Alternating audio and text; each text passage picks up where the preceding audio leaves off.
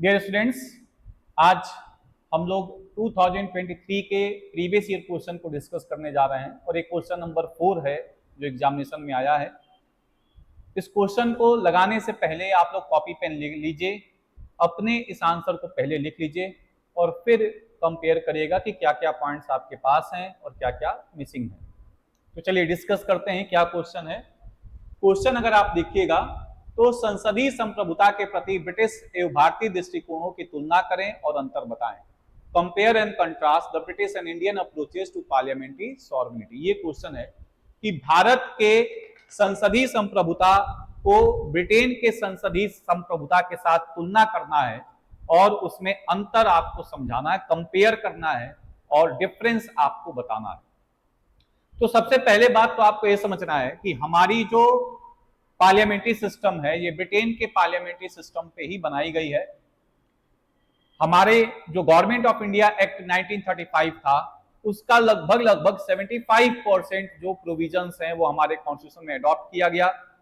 Supreme court, federal public service commission, reserve bank of India का act भी उसी समय बना था। फिर आप बात करिएगा कि जो हमारा फेडरल स्ट्रक्चर है वो भी वहां से लिया गया, पार्लियामेंट के वर्किंग के प्रोविजंस को भी वहां से अडॉप्ट किया गया। तो लार्जली जो हमारा कॉन्स्टिट्यूशन में सिस्टम अडॉप्ट किया गया है वो पार्लियामेंट्री फॉर्म ऑफ गवर्नमेंट है and it has been influenced by the Britain, क्योंकि ब्रिटेन ने हमारे देश पे लगभग 200 साल शासन किया। तो उनके क्रियाकलाप को हम अच्छे से समझ पाए और एक बड़ा कारण था जिसकी वजह से हमने पार्लियामेंट्री सिस्टम अडॉप्ट किया, प्रेसिडेंशियल फॉर्म ऑफ गवर्नमेंट नहीं अडॉप्ट किया। तो इसलिए सिमिलरिटीज भी बहुत सारे हैं और डिससिमिलरिटी भी आपको देखने को मिलेगा। ऑल्दो हमने ब्रिटेन के सारे मॉडल्स को नहीं अपनाया है, तो क्या क्या डिफरेंसेज है उनको समझने का कोशिश करते हैं। इनको कुछ पॉइंट्स पे हम लोग समझने का कोशिश करेंगे। देखिए ब्रिटेन और इंडियन अप्रोच में क्या डिफरेंस है। पहला जो आपको डिफरेंस देखने को मिलेगा, जुडिशियल रिव्यू की बात आप देख सकते हैं। हमारे यहां पे अगर आप बात करिएगा तो जो सुप्रीम कोर्ट है वो पार्लियामेंट के द्वारा बनाए गए लॉज को और अमेंडमेंट को जुडिशियल रिव्यू कर सकता है। और ये एक चर्चित जजमेंट में आया था केशवानंदन भारती केस में 1973 में, जिसमें सुप्रीम कोर्ट ने कहा कि there is a basic structure of the constitution which can not be destroyed by the parliament even by the process of amendment. संविधान के संशोधन के माध्यम से भी संविधान का कुछ मूल ढांचा है जिसमें हमारी संसद कोई परिवर्तन नहीं कर सकती। तो हमारे यहाँ पे पार्लियामेंट की जो सॉवरेनिटी है वो लिमिटेड है, एक्सट्रीम नहीं है, कुछ भी करना चाहे नहीं कर सकती। जबकि आप ब्रिटेन की बात करेगा तो ब्रिटेन में कहा जाता है कि ब्रिटिश पार्लियामेंट में जो लोअर हाउस है, House of Commons, it is the most powerful lower house of the world. Whereas अगर आप यूनाइटेड स्टेट्स ऑफ अमेरिका के अपर हाउस की बात करेगा, सीनेट, उसको कहा जाता है कि this is the most powerful upper house of the world. विश्व का सबसे ताकतवर ऊपरी सदन है अमेरिका का सीनेट और विश्व का सबसे ताकतवर निचला सदन है ब्रिटेन का House of Commons. House of Commons के बारे में बोला जाता है it can not change a man into women and women into man except it can do anything. ये महिला को पुरुष और पुरुष को महिला ना बनाकर कुछ भी कर सकता है। इसका मतलब it has the power to amend the constitution. उसमें जुडिशियल रिव्यू है लेकिन लिमिटेड आपको देखने को मिलेगा। दूसरा, फेडरल स्ट्रक्चर पे हम डिफरेंशिएट कर सकते हैं वहां के पार्लियामेंट को, हमारे पार्लियामेंट को। हमारे पार्लियामेंट में जो लॉ मेकिंग पावर है पार्लियामेंट की वो लिमिटेड है due to the federal system of governance. संघीय व्यवस्था से हमारे संसद की शक्तियां सीमित है। संसद केवल और केवल किस पे लॉ बना सकता है? संसद आपका लॉ बना सकता है संघीय सूची पे और समवर्ती सूची पे साधारणतः। लेकिन अगर आपातकालीन लगेगा, इमरजेंसी, नेशनल इमरजेंसी लगता है, तो उसको यह भी पावर मिल जाता है कि वो स्टेट लिस्ट पे भी लॉ बना सकता है। वो एक्स्ट्रा ऑर्डिनरी सर्कमस्टेंसेज में लागू होगा। आर्टिकल 249 में ये प्रोविजन आपका बनाया गया है। लेकिन उसमें भी एक शर्त है कि जैसे ही इमरजेंसी आपका खत्म होगा उसके 1 साल के अंदर ये लॉ भी काम करने बंद कर देंगे। तो हमारे पार्लियामेंट की जो फेडरल स्ट्रक्चर है उसके वजह से भी पार्लियामेंट की जो लॉ मेकिंग पावर है वो लिमिटेड है। वो केवल और केवल यूनियन लिस्ट और कॉन्करेंट लिस्ट पे नॉर्मल सर्कमस्टेंसेज में लॉ बना सकता है। जबकि यूनाइटेड किंगडम की बात करिएगा तो वहां पे संघीय व्यवस्था नहीं लागू होता, एकांकी व्यवस्था लागू होता है, यूनिटी सिस्टम लागू होता है। तो वहां की पार्लियामेंट किसी भी मैटर पे लॉ बना सकती है। स्टेट लिस्ट का कंसेप्ट नहीं है। यूनियन जो पार्लियामेंट है वो किसी भी मैटर्स पे लॉ बना सकती है। लोकल मैटर्स, जो आपके स्टेट मैटर्स हैं, जो आपके जो यूनियन के मैटर्स है, सब पे लॉ बना सकती है वहां पे। तीसरा मेजर बात आप देखिएगा, अमेंडमेंट ऑफ द कॉन्स्टिट्यूशन। तो यूके का जो आपका पार्लियामेंट है कॉन्स्टिट्यूशन का अमेंडमेंट कर सकता है बड़े आसानी से। और कैसे करता है अमेंडमेंट?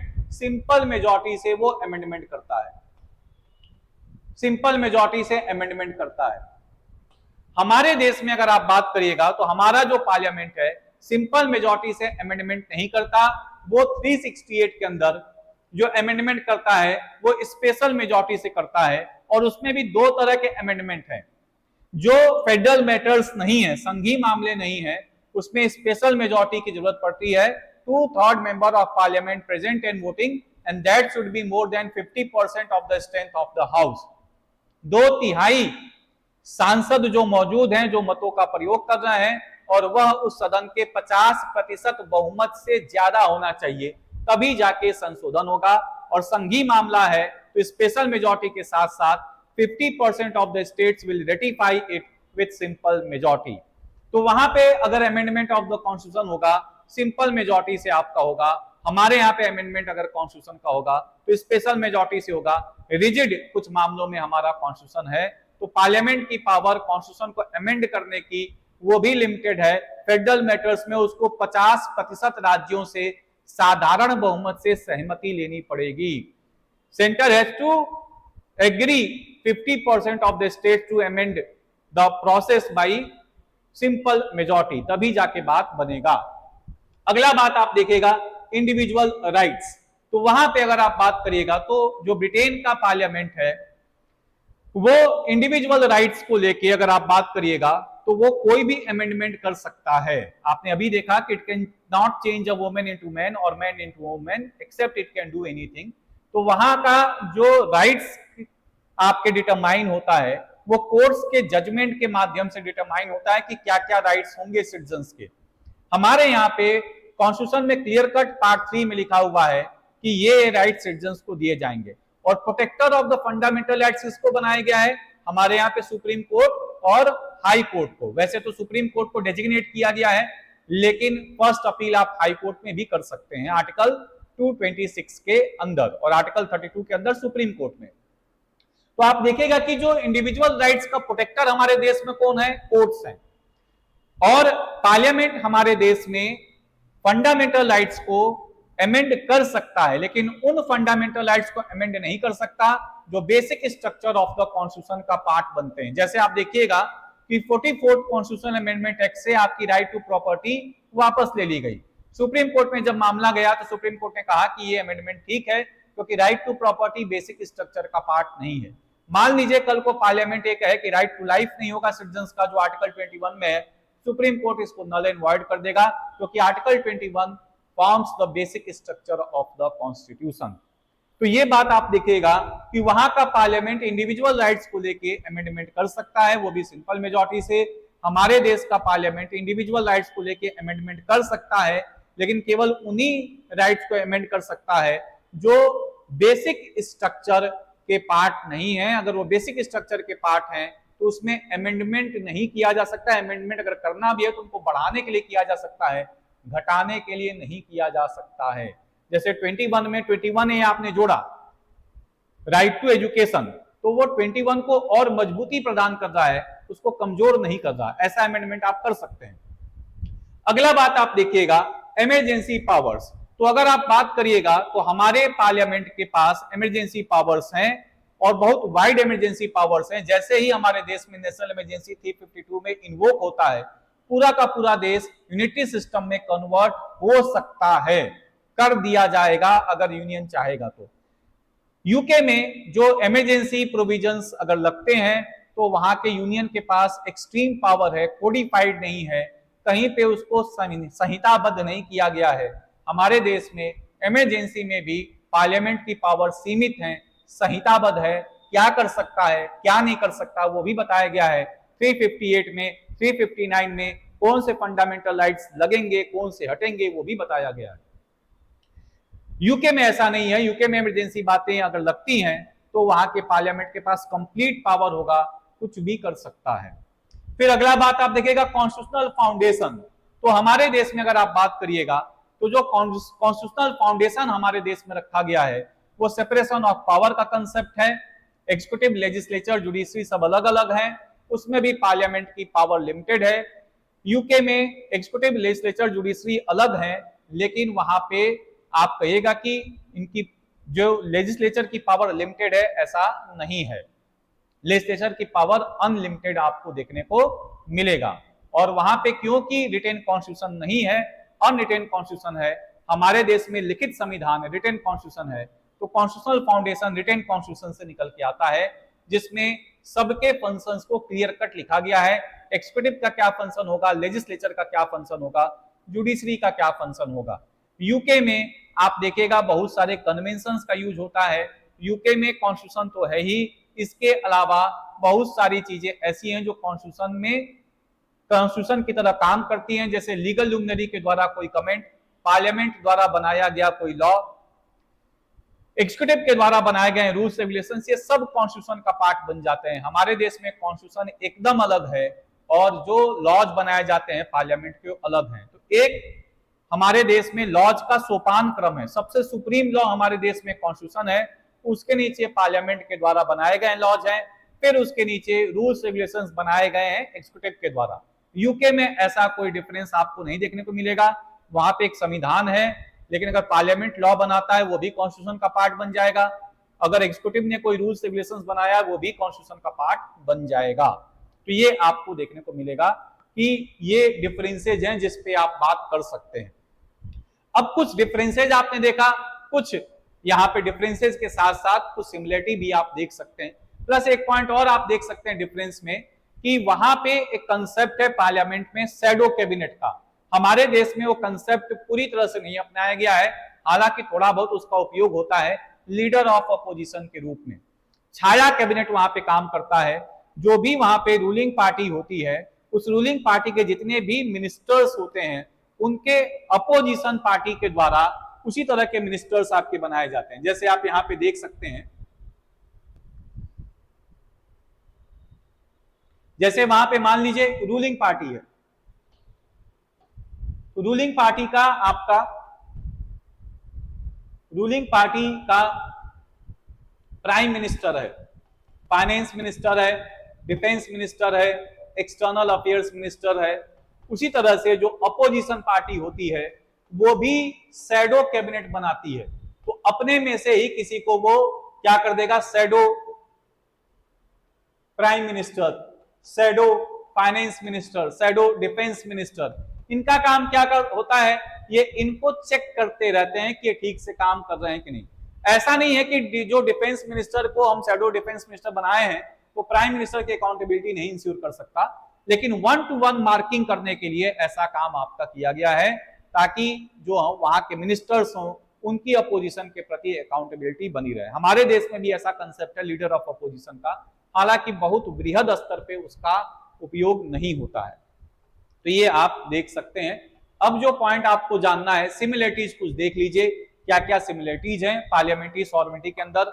वहां पे भी मोनार्क है और हमारे देश में भी प्रेसिडेंट है, दोनों का फंक्शन सेम है, दोनों टिटुलर हेड हैं, लेकिन हमारे देश में जो प्रेसिडेंट है वो कुछ मैटर्स पे कॉन्स्टिट्यूशनल हेड के रूप में भी काम करता है। कई सारे बिल्स को वो अपने पास रिजर्व कर सकता है, बिल को वापस भेज सकता है, पॉकेट वीटो, एब्सोल्यूट वीटो लगा सकता है। जो ब्रिटेन का मोनार्क है बहुत लंबे समय से आप कह सकते हैं ग्लोरियस रिवॉल्यूशन के आसपास उसके बाद से किसी भी तरह का कोई इंटरफेरेंस वहां के पार्लियामेंट में नहीं किया है, तो वो लार्जली एक टिटुलर हेड है। हमारे देश का जो प्रेसिडेंट है वो टिटुलर के साथ साथ आप देखिएगा कॉन्स्टिट्यूशनल हेड भी है। दूसरा, सुप्रीम लेजिस्लेटिव बॉडी, हमारे देश में पार्लियामेंट है, वहां का भी पार्लियामेंट सुप्रीम लेजिस्लेटिव बॉडी है, हालांकि उसकी सुपरमेसी हमारे पार्लियामेंट से ज्यादा है क्योंकि उसके पास ज्यादा पावर्स हैं काम करने के लिए। लेजिस्लेटिव प्रोसेस लगभग वहां के पार्लियामेंट का हमारे पार्लियामेंट का सिमिलर है, कैसे बिल्स इंट्रोड्यूस होंगे, कैसे पास होंगे, कैसे उसका रेटिफिकेशन होगा, कैसे उसको किंग साइन करेगा, हमारे देश में प्रेसिडेंट साइन करेगा। शैडो कैबिनेट आपने देख ही लिया। फाइनेंशियल कंट्रोल जैसे हमारे यहाँ पे लोकसभा करती है वैसे वहां पे हाउस ऑफ कॉमन्स करता है। बजट इंट्रोड्यूस होता है, फिर वो लोकसभा में पास होगा, वहां पे हाउस ऑफ कॉमन्स में पास होगा, फिर आपकी उस पर डिबेट डिस्कशंस होंगे, फिर उस पर कंट्रोल होगा, कट मोशंस हो सकते हैं। Principle of separation of power हमारे देश में भी फॉलो किया जाता है, वहां पे भी फॉलो किया जाता है, लेकिन क्योंकि पार्लियामेंट्री फॉर्म ऑफ गवर्नमेंट है तो strict separation of power possible नहीं है। ये आपको मालूम है कि स्ट्रिक्ट सेपरेशन ऑफ पावर केवल और केवल प्रेसिडेंशियल सिस्टम में चलता है, जहां पे एग्जीक्यूटिव और लेजिस्लेचर एक दूसरे से जुड़े नहीं होते। हमारे यहाँ पे पार्लियामेंट्री फॉर्म ऑफ गवर्नमेंट में चाहे यूके हो चाहे इंडिया हो, दोनों में executive is derived from the legislature. तो स्ट्रिक्ट सेपरेशन ऑफ पावर के जगह पे concept of checks and balances का काम यहाँ पे होता है। आप देख सकते हैं नियंत्रण और संतुलन का सिद्धांत आप देखिएगा वो काम करता है। फिर अकाउंटेबिलिटी ऑफ द एग्जीक्यूटिव, जो कार्यपालिका उसके उत्तरदायित्व को सुनिश्चित करता है। वहां का संसद, हमारा देश का भी संसद, कई तरह के मोशंस हैं, सारे मोशंस बहुत तरह के उनसे हमने अपनाए, जैसे प्रिविलेज मोशन हो गया, आप देखिएगा कमेटी का सिस्टम हो गया, क्वेश्चन आवर हो गया, एडजर्नमेंट मोशन हो गया, कुछ हमने अपने भी डेवलप किए हैं जैसे जीरो आवर हो गया, कॉलिंग अटेंशन मोशन हो गया। ये भारत का अपना नवाचार है, इंडिया का अपना इनोवेशन आपको देखने को मिलेगा। तो दीज आर सर्टेन पॉइंट्स जिस पे आप डिफरेंशिएट कर सकते हैं और इन बातों पे आप देख सकते हैं। तो ये क्वेश्चन आपका फिर से एक बार देख लीजिए, compare and contrast British and Indian approaches to parliamentary sovereignty, संसदीय संप्रभुता के प्रति ब्रिटिश और भारतीय दृष्टिकोण की तुलना करें और अंतर बताएं। लास्ट में कंक्लूजन में आप ये लिख सकते हैं कि British parliamentary system is absolute in nature, whereas the parliamentary sovereignty of India is limited by the concept of basic structure of the constitution as well as by the federal system of India। तो आज के लिए इतना ही, अब next question में आप लोगों से मिलेंगे। थैंक्स।